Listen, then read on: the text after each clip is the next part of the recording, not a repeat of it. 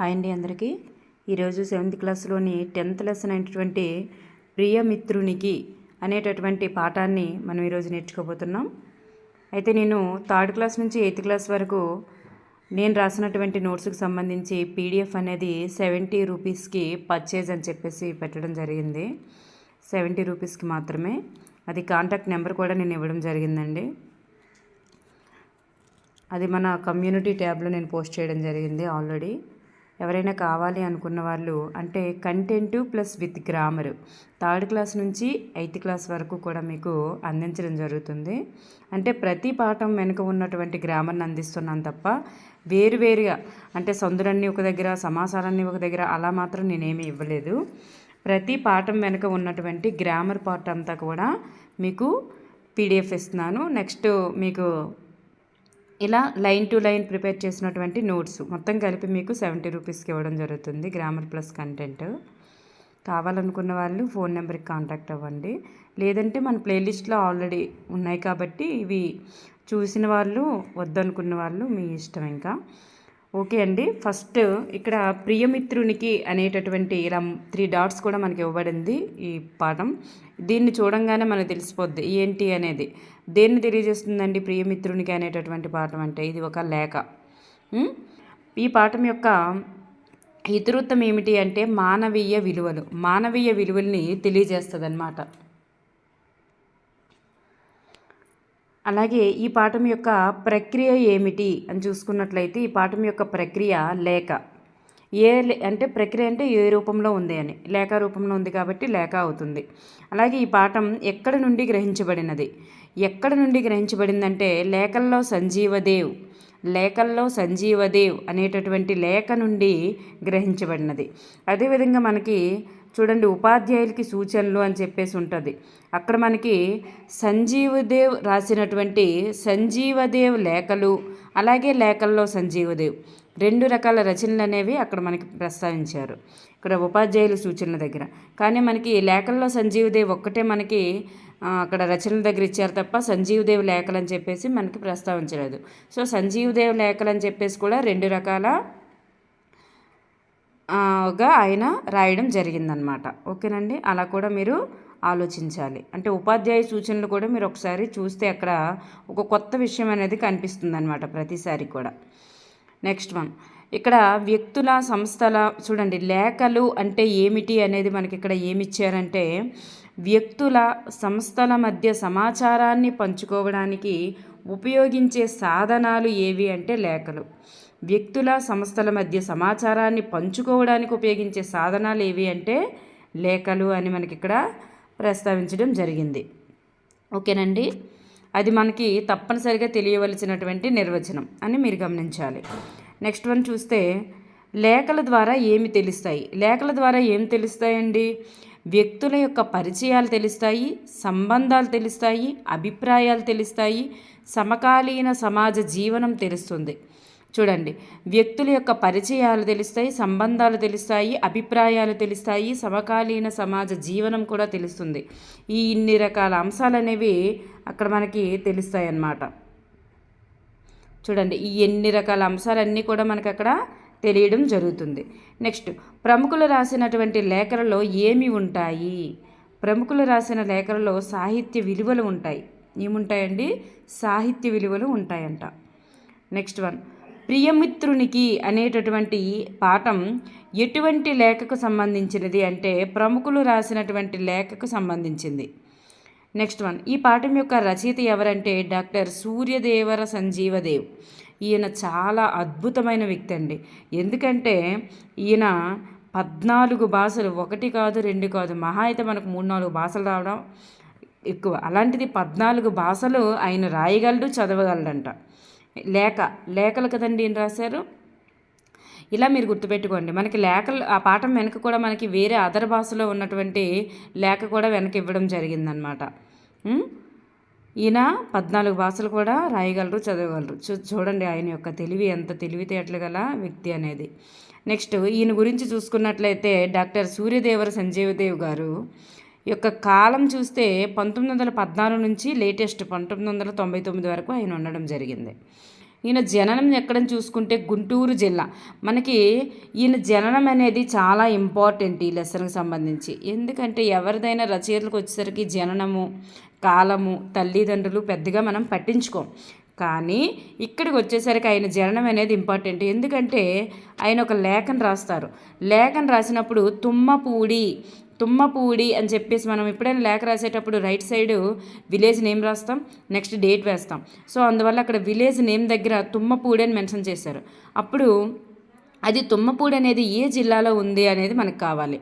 తుమ్మపూడి అనేది గుంటూరు జిల్లాలో ఉంది. అలాగే మంగళగిరి తెనాలికి మధ్యలో ఉంది. ఎందుకు ఈ విషయం తెలియాలంటే పాఠంలో కూడా ఈ తుమ్మపూడి అనేది మెన్షన్ చేయడం జరిగింది కాబట్టి ఆయన యొక్క జననం అనేది మనకి తప్పనిసరిగా ఇంపార్టెంట్. ప్రత్యేకతలు చూస్తే ఈయన కవి, రచయిత, తత్వవేత్త, చిత్రకారుడు.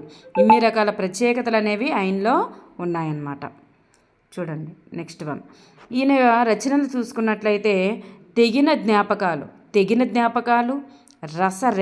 రసరేఖ, దీప్తిధార, కాంతిమయి, రూపాయి. తెగిన జ్ఞాపకాలు, రసరేఖ, దీప్తిధార.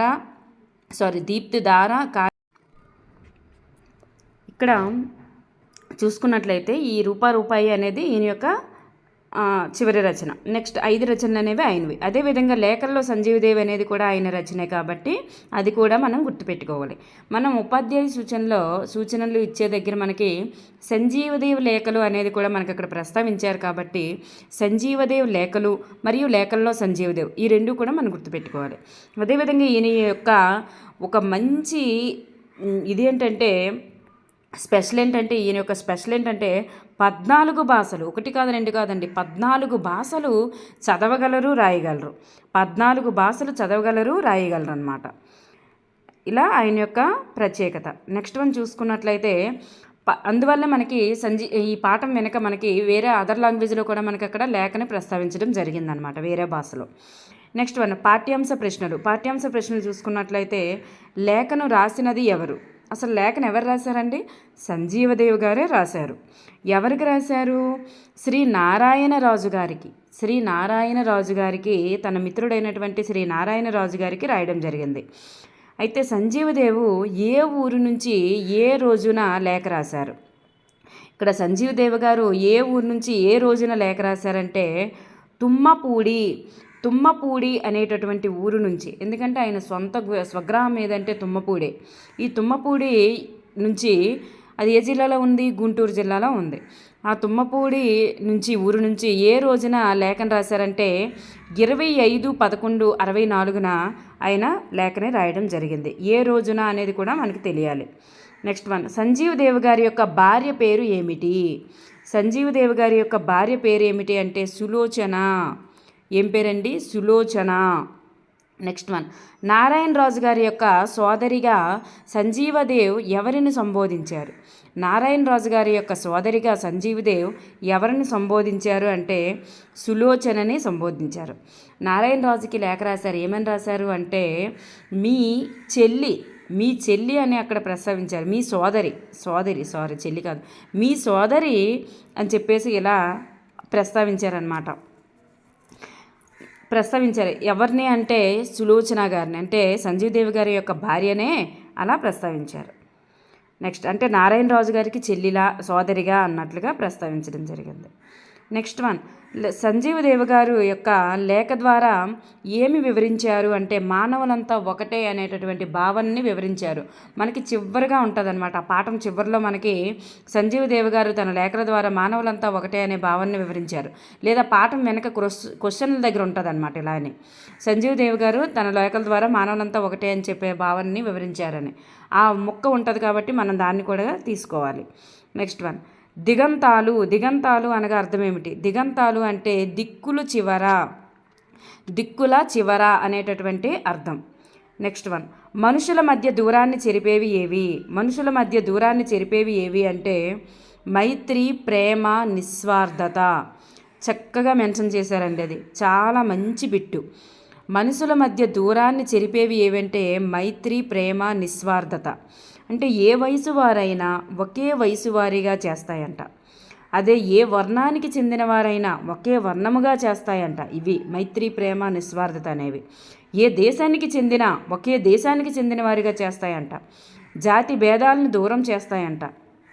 ఇలా ఈ మైత్రి, ప్రేమ, నిస్వార్థత యొక్క గొప్పతనాలన్నమాట ఇవన్నీ కూడా ఆ పాఠంలో వివరించడం జరిగింది.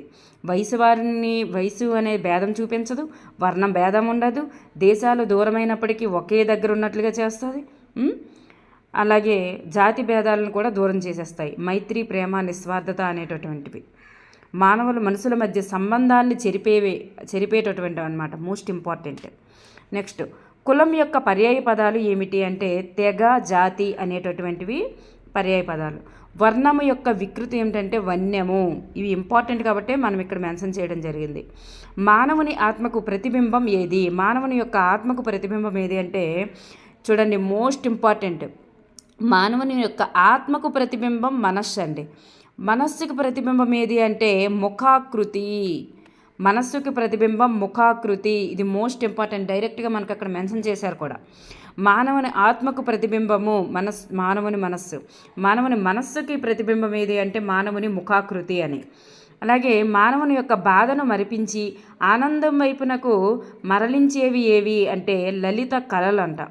చూడండి, మానవుని యొక్క బాధను మరిపించేసి ఆనందం వైపుకు మరలించేవి అంటే లలిత కళలు. ఆ లలిత కళలు అంటే ఆనందాన్ని కలుగజేస్తాయంటే బాధను మరిపించేసి. ఆ లలిత కళలు ఎన్ని అంటే 5. ఏంటంటే సాహిత్యమే కవిత్వం అని కూడా చెప్పుకుంటాం. సాహిత్యము లేదా కవిత్వం అన్నమాట. సంగీతము, నృత్యము, శిల్పము, చిత్రలేఖనము. సాహిత్యము, సంగీతము, నృత్యము, శిల్పము, చిత్రలేఖనం. ఈ లలిత కళలు 5 అనే విషయం మీకు ఎందుకు తెలియాలంటే సంజీవదేవి లేఖ అక్కడ పాఠంలో చుట్టూ కూడా ఈ 5గురు యొక్క బొమ్మలు అనేవి ఇవ్వడం జరిగింది. ఈ సాహిత్యం అంటే కవిత్వం రాసే వాళ్ళని, సంగీతము, నృత్యము, శిల్పము, చిత్రలేఖనం 5గురు యొక్క పిక్చర్స్ అనేవి ఇవ్వడం జరిగింది. కాబట్టి అక్కడ లలిత కళలు ఎన్ని, వాళ్ళు ఏంటి అనేది మనం తప్పనిసరిగా తెలుసుకోవాలి. ఓకేనండి. నెక్స్ట్ వన్, ఆనందజీవి ఎవరు? ఆనందజీవి ఎవరు అంటే మానవుడు. నెక్స్ట్, సంజీవదేవ గారు తన లేఖ ద్వారా చివరికి ఇచ్చినటువంటి సందేశం ఏమిటి అంటే చివరికి ఏమి తెలియజేశారు అని. కార్యాచరణ మాత్రమే ప్రధానం, కానీ సఫలతలు విఫలతలు సమానమే. చూడండి, మనము ఏదైనా ఒక పనిని చేయాలంటే కార్యాచరణతో చేయాలి తప్ప అందులో సక్సెస్ అయ్యామా లేదా ఫెయిల్ అయ్యామా అనేది ఇంపార్టెంట్ కాదు. మనం ఎంత గట్టిగా దానిపైన నిఘా ఉంచి ఎంత దృఢ సంకల్పంతో ఆ పనిని కార్యాచరణతో చేస్తున్నామనేది ప్రధానం, కానీ సఫలత విఫలత అనేవి సమానమే అని తెలియజేయడం జరిగిందనమాట. నెక్స్ట్ వన్, డబ్బు ముఖ్యం అంటే ఇది ఎవరు తెలియజేశారు అనేది మనకి ఇంపార్టెంట్. ఎవరు తెలియజేశారు? కార్యాచరణ మాత్రమే ప్రధానం, కానీ సఫలతలు విఫలతలు సమానమే అని చెప్పినది ఎవరు అని అడుగుతారనమాట. అందుకే మనకు తెలియాలి. నెక్స్ట్, డబ్బు ముఖ్యమా ఆనందం ముఖ్యమా? డబ్బు ముఖ్యమా ఆనందం ముఖ్యమా అంటే ఆనందమే ముఖ్యము. ఎందుకంటే మానవుడు ఆనందజీవి. ఆనందం లేనప్పుడు ఎంత సంపద ఉన్నా, విద్య ఉన్నా, కీర్తి ఉన్నా అవి అన్నీ ఎండమావులే. ఎందుకంటే ఆనందం ముఖ్యమంటే ఆనందమే ముఖ్యము. ఆనందం లేనప్పుడు ఎంత ఉన్నా సరే వేస్ట్ అని చెప్పేసి మనకి ఇక్కడ తెలియజేయడం జరిగింది. నెక్స్ట్, లలిత కళలు ఎన్ని, అవి ఏవి మనం ఆల్రెడీ చెప్పుకున్నాం. సాహిత్యం అన్నా కవిత్వం అన్నా ఒకటే, సంగీతము, నృత్యము, శిల్పము, చిత్రలేఖనం. నెక్స్ట్, గార్గి మనకి వెనకాల ఇవ్వడం జరిగింది, మన పారాగ్రాఫ్లో ఇవ్వడం జరిగింది, కానీ ఒకసారి ఒక్క బిట్ చూసుకోండి చాలు. గార్గి ఎవరి ఆస్థాన పండితురాలంటే జనక మహారాజు ఆస్థానం. అలాగే బ్రహ్మజ్ఞానం కలిగిన మహాజ్ఞాని ఎవరంటే గార్గి. జనక మహారాజు యొక్క ఆస్థానంలో ఆవిడ ఉండేదంట. అలాగే బ్రహ్మజ్ఞానం కలిగిన మహాజ్ఞాని ఎవరంటే గార్గి. ఆ విషయం మీరు తెలుసుకోవాలన్నమాట. నెక్స్ట్ వన్, సూక్తి చూస్తే జాజి పువ్వు నాజూకు జాజాము నవకంబు మల్లి పువ్వుల పరిమళ పరివాహంబు తెలుగు భాష. జాజి పువ్వు నాజూకు జాజాము నవకంబు మల్లి పువ్వుల పరివాహంబు తెలుగు భాష అని చెప్పి తెలుగు భాషను గురించి ఇంత బాగా చెప్పింది ఎవరంటే రాయప్రోలు సుబ్బారావు గారు ఇచ్చారనమాట. నెక్స్ట్ వన్, గురుభక్తి అని చెప్పేసి మనకి చివరిలో చదవండి ఆనందించండి అనే దాని కింద మనకి ఇస్తారు. ఇక్కడ ప్రతి పాఠం కూడాను ఏ శీర్షికతో మొదలవుతుందంటే వినడం ఆలోచించి చెప్పడం అనేటటువంటిది 7th క్లాస్లో మొదటి శీర్షికతో మొదలవుతుంది. అదేవిధంగా చివర ఉండేటటువంటిది ఏంటంటే చదవండి ఆనందించండి అనేటటువంటిది చివరి శీర్షిక. చదవండి ఆనందించండి అనేది చివరి శీర్షిక అన్నమాట. అయితే ఈ కథలో ఉన్నటువంటి గురువు గారు పేరేమిటి? గురుభక్తి. చూడండి, గురువు పైన భక్తి చూపిన వ్యక్తి ఎవరు, గురువెవరు? మనకి ఇక్కడ గురుభక్తిలో చూడండి, అసలు గురువెవరు, ఈ గురువు పైన భక్తి చూపించిన వారు ఎవరు అనేది తెలియాలి. గురువు ఎవరు అంటే దౌమ్య మహర్షి. గురువు ఎవరండి? దౌమ్య మహర్షి. అలాగే ఈ దౌమ్య మహర్షికి ఉన్న శిశువులందరిలో మంచి గురుభక్తి కలిగినటువంటి శిష్యుడు ఎవరు అంటే ఆరుని. ఎవరండి? ఆరుని. ఓకేనండి. నెక్స్ట్ వన్, గురువుగారు శిష్యులకు అప్పచెప్పిన పని ఏమిటి? గురువుగారు శిష్యులకు అప్పచెప్పిన పని ఏమిటి అంటే పంట చేనుకు ప్రక్కన ఉన్న కాలువగట్టు సక్రమంగా లేకపోతే మన పంట మొత్తం నీలిపాలవుతుంది. అదేవిధంగా మన ఆశ్రమంలో ఉన్నటువంటి ఎవరికి కూడా ఆహారం అందదు. అందువల్ల మీలో ఎవరో ఒకరు వెళ్ళి చూసిరండి అని గురువుగారు చెప్తారనమాట. అలాంటి పని అప్పచెప్తారు. పని శిష్యులకు అప్పచెప్పినట్టే మరి శిష్యులు ఎవరో ఒకరు వెళ్ళి చేయాలి కదా, ఎవరు కూడా ఇష్టపడరు. అప్పుడు ఏం చేస్తారంటే ఆరుని అనేటటువంటి శిష్యుడు చెప్తాడేంటి, గురువుగారు చెప్పిన పనిని గురుభక్తితో చేస్తానని చెప్పింది ఎవరు అంటే ఆరుని. అందుకే అక్కడ గురుభక్తి అనగానే గురు భక్తి అని విడదీసేయండి. గురు అంటే దౌమ్య మహర్షి, భక్తి అంటే ఆరుని. ఆ రెండు మీరు గుర్తుపెట్టుకోండి. సో గురుభక్తిని ఏ పట్ల చూపించాడంటే పంట చేను లోపలికి కాలువ గట్టు నుంచి నీరు వచ్చేయకుండా పంట చేను మునిగిపోకుండా చూసి రమ్మని చెప్పేస్తే అంటే ఈ ఆరుని అనేవాళ్ళు చూసి వస్తానని వెళ్తాడు. అప్పుడు కాలువ గట్టు అనుకోకుండా గండిపడి ఉండడం చూస్తాడనమాట. చూసి దాన్ని రాళ్ళు రప్పలు ఆకులు అన్నీ పెట్టి మట్టి పెట్టి ఎన్ని పెట్టినా సరే అడ్డం పెట్టి దాన్ని ఆపాలని చూస్తాడు. ఎన్ని పెట్టినా అది ఆగదు. దాంతో ఆయన ఏం చేస్తాడంటే ఆరుని ఆ గండికి అడ్డంగా ఉండిపోతాడనమాట. ఆ రాత్రంతా ఉండిపోతే అప్పుడు దౌమ్య మహర్షి వీళ్ళందరూ వెతకడానికి వెళ్ళేటప్పుడు ఆ ఆరుని చలితో వణకడం చూసి వెంటనే తీసుకొని వచ్చేస్తారనమాట ఇంటికి. తీసుకొని వచ్చేసి ఎలాగో తను ఇచ్చేసేసరికి సాయంత్రానికి కోలుకుంటాడు. ఇలా ఆరుని గురుభక్తితో తను ఎంత బాగా చేశాడని చెప్పేసి మనకు అక్కడ చూపిస్తారనమాట. గురుదేవ, ఆశ్రమానికి ఆహారం అందించే పంట చేను ఎలా ఉందో నేను చూసి వస్తాను అని ఎవరు అన్నారండి? మనకు తెలిసిపోద్ది, ఆరుని. మనకు ఆ పంట చేను అదంతా మీకు గుర్తుంటే చాలు. గురుభక్తి అనగానే అది గుర్తొచ్చేయాలి, ఈజీ, ఇంకా ఏం లేదు. గురువు భక్తిని విడదీసిస్తే చాలు, మీకు అవన్నీ గుర్తొచ్చేస్తాయి. నెక్స్ట్, ఆరుని పంట చేను దగ్గరికి గట్టుకి గండి పడడం, ప్రవాహం ఆగకపోవడం చూసి ఏమి ఉపాయం ఆలోచించాడంటే తానే ఆ గండికి అడ్డంగా పడుకుండిపోయాడు. నెక్స్ట్, నీ గురుభక్తి కార్యదీక్ష వెలగట్టలేనిది. చూడండి, ఇక్కడ మీరు ఈ కొటేషన్ అనేది ఒక బిట్ ఇచ్చినా మీరు గమనించవచ్చు. ఏంటి, గురుభక్తి అనేటటువంటి వర్డ్ వచ్చింది కాబట్టి. నీ గురుభక్తి కార్యదీక్ష వెలగట్టలేనిది. ఈ మాటలు ఎవరన్నారు అంటే దౌమ్య మహర్షి ఆరునితో అన్నారనమాట. నెక్స్ట్ వన్, భాషాంశాలు చూసుకున్నట్లయితే క్రింద గీత గీసిన పదానికి అర్థాలు రాయండి, వాటితో సొంత వాక్యాలు. మనకి అక్కడితో పాఠం అనేది అయిపోయింది. నెక్స్ట్ వ్యాకరణాంశాలకు వస్తున్నాం. అదేవిధంగా మనకి పాఠం చివరిలో మనకు ఇది చమత్కార పద్యం కూడా ఉంటుందండి. చమత్కార పద్యం ఉంటుంది చూడండి. పరహితము చేయునెవ్వరు పరమహితండగును భూత పంచకమున కంబరహితమే పరమధర్మము, పరహితమునకు నెదురు లేదు పరివేందుముఖి అని చెప్పేసి ఒక సుభాషితం అనేది ఇవ్వడం జరిగింది. దీని భావం ఏంటంటే, ఓ పార్వతి, ఎవరు ఇతరులకు సహాయం చేస్తారు వారు ప్రకృతికి ఇష్టమైన స్నేహితులు అవుతారు. ఇతరులకు సహాయం చేయడానికి మించిన ధర్మం లేదు. అలా సహాయం చేయని వారు లోకంలో కీర్తివంతులు అవుతారు అనేటటువంటిది ఇక్కడ పద్యం ఇవ్వడం జరిగింది. అయితే మీకు బిట్ ఎలా వస్తుంది అంటే, ఇది పద్యం ఇచ్చేసి ఇది సుభాషితమా లేక చూడండి, ఇది సుభాషితమా లేక చాటు పద్యమా, నీతి పద్యమా, చాటువా లేక చమత్కార పద్యమా, ఇలా ఇస్తారనమాట. అప్పుడు మీకు తెలియాలంటే ఇది మీకు సుభాషితము అని చెప్పేసి తెలియాలన్నమాట. ఓకేనండి, మనకి ఇది సుభాషితం అని చెప్పేసి తెలియాలి. అందుకు మనకి ఏంటంటే ఈ పద్యాన్ని ఒకసారి మనం చూసుకోవాలి. ఇప్పుడు వ్యాకరణాంశాలకు ఒకసారి చూసేద్దాం. భాషాంశాలు, వ్యాకరణాంశాలు.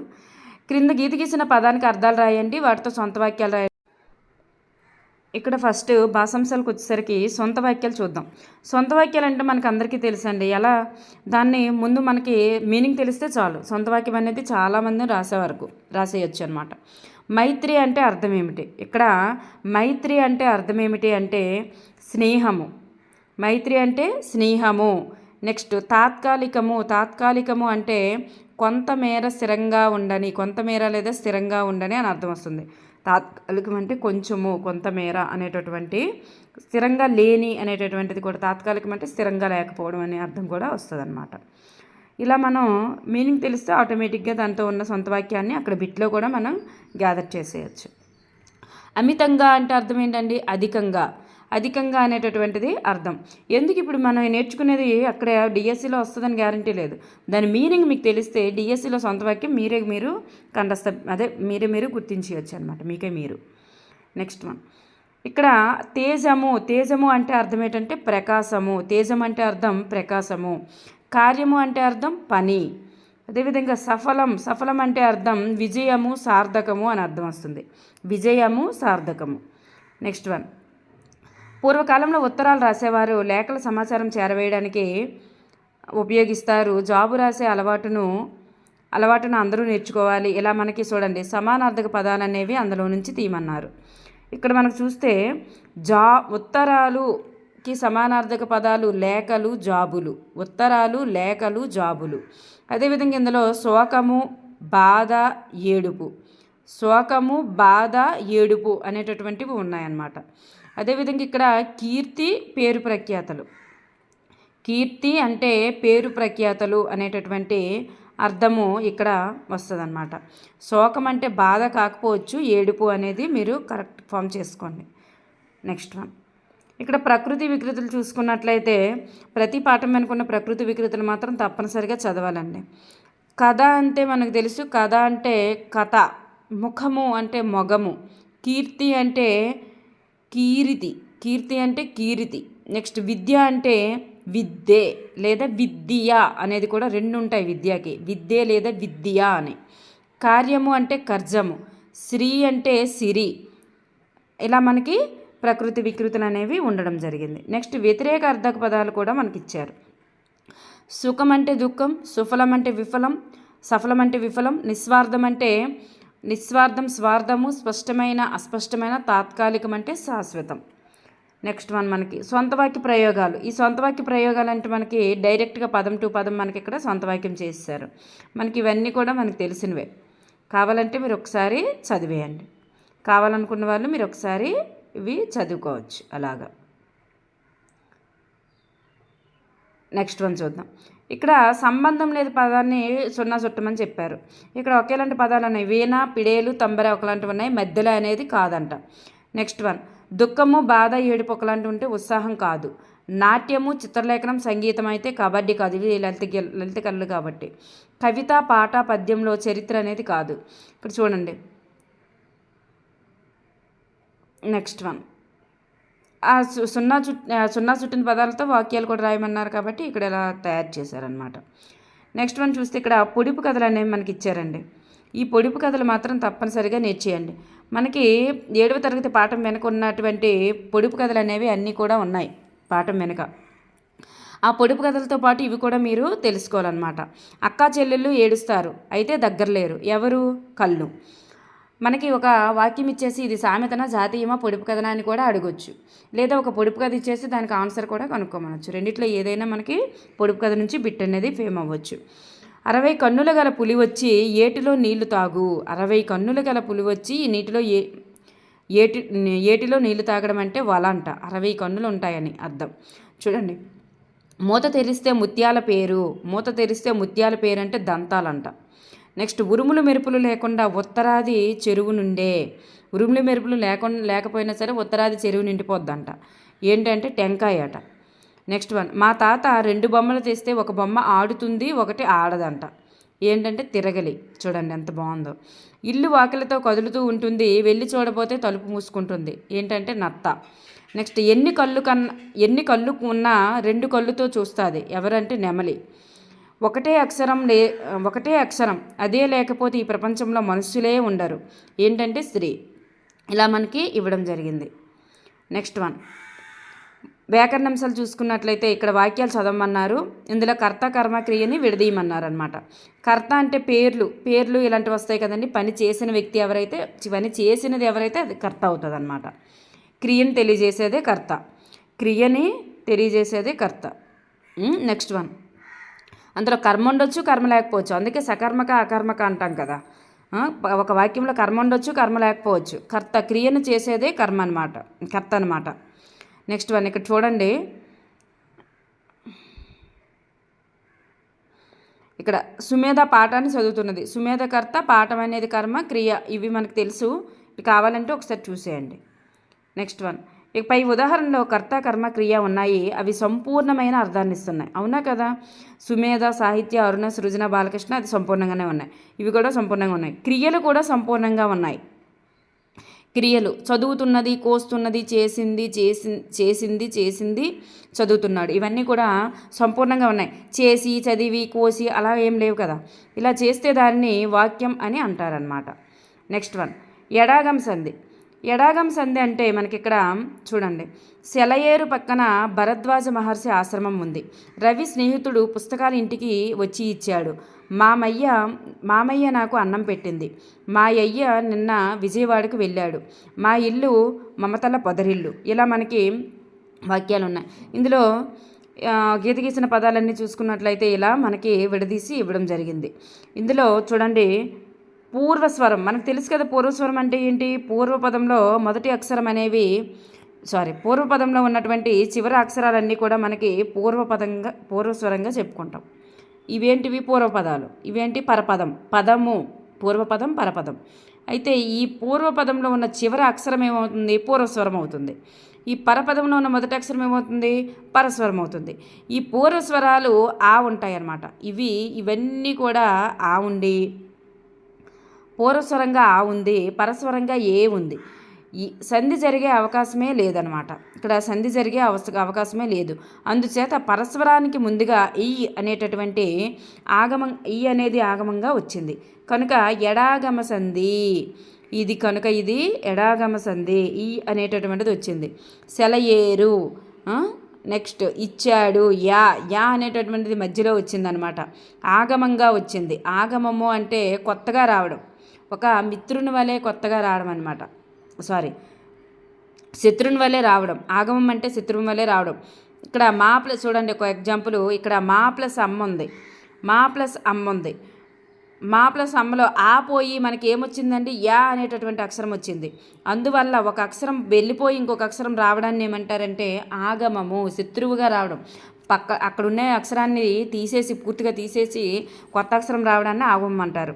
సో ఎడాగమ సంధి అనేది ఆగమ సంధి అనేది తెలుసుకోవాలన్నమాట. నెక్స్ట్ మనకి 7వ తరగతి పాఠం వెనకాల మనకి సంధి అంటే ఏంటి, ఆదేశం అంటే ఏంటి, ఆగమం అంటే ఏంటి అలాంటివన్నీ కూడా ఇవ్వడం జరిగిందనమాట. మీరు అవన్నీ కూడా తప్పనిసరిగా చూసుకోవాలి. క్రింది పదాల మధ్య యకారం వచ్చి చేరింది. నెక్స్ట్ చూడండి. ఇక్కడ మంచి అతను ఆ పోయింది ఏమొచ్చిందండి? యా అనేది వచ్చింది. 10 6,000 10 పోయింది 6,000 వచ్చింది. పాడి ఆవు ఆ పోయింది యా వచ్చింది. ఇలా అనమాట ఆగమంగా వచ్చింది. ఇవన్నీ కూడా ఎడాగమ సంధులు అనమాట. ఓకేనండి. ఇక్కడికి ఇది పాఠం అనేది కంప్లీట్ చేయడం జరిగింది. Thank you everyone.